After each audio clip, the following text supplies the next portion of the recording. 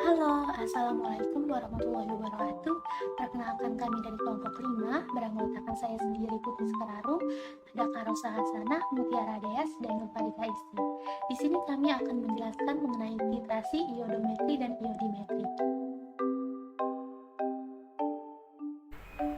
Titrasi iodometri dan titrasi iodimetri adalah salah satu metode titrasi yang didasarkan pada reaksi oksidasi dan reduksi. Dalam perbedaannya, titrasi iodometri atau titrasi secara tidak langsung termasuk ke dalam reduktometri dan menggunakan natrium tiosulfat sebagai indikatornya. Nah, dalam penambahan indikatornya, titrasi iodometri ditambahkan pada saat mendekati titik akhir titrasi dan dititrasi pada suasana yang asam. Sedangkan titrasi iodimetri atau titrasi langsung termasuk ke dalam oksidimetri dan menggunakan larutan iodium sebagai indikatornya. Nah, dalam penambahan indikatornya, titrasi iodimetri ditambahkan pada saat di awal penitrasian dan dititrasi pada suasana yang basah. Alat dan bahan yang diperlukan dalam percobaan kali ini untuk alat sendiri itu meliputi bola hisap, buret, corong, Erlenmeyer, gelas ukur, labu ukur, pipet tetes, pipet volume, spatel, statif, dan timbangan analitik. Sedangkan untuk bahan sendiri itu dibutuhkan iodium, kalium iodida, natrium tiosulfat, kalium iodat, amilum, natrium karbonat, asam sulfat dan asam klorida, dan aquades. Untuk cara kerja sendiri itu yang pertama pembakuan larutan natrium tiosulfat. Nah, di pipet 10 ml larutan kalium iodat 0,1 normalitas, kemudian ditambahkan dengan asam klorida 4 normalitas dan juga 0,8 gram kalium iodida, dikocok dititrasi dengan larutan natrium tiosulfat 0,1 normalitas hingga larutan berwarna kuning muda.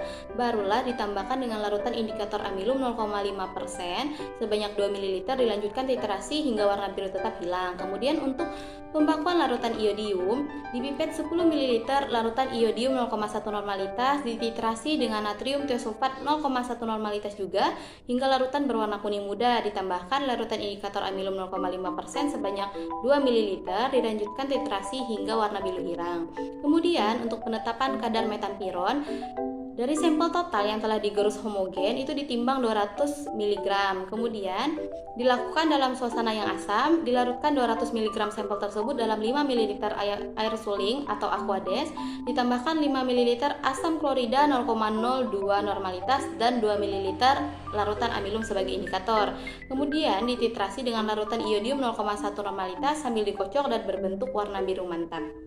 Kemudian untuk penetapan kadar asam askorbat itu dari sampel total yang telah juga digerus homogen ditimbang dilarutkan 500 mg dalam aquades 25 ml, ditambahkan 7 ml asam sulfat 4 normalitas dan indikator amilum sebanyak 2 ml, dititrasi dengan larutan iodium 0,1 normalitas sambil dikocok dan warna biru mantap.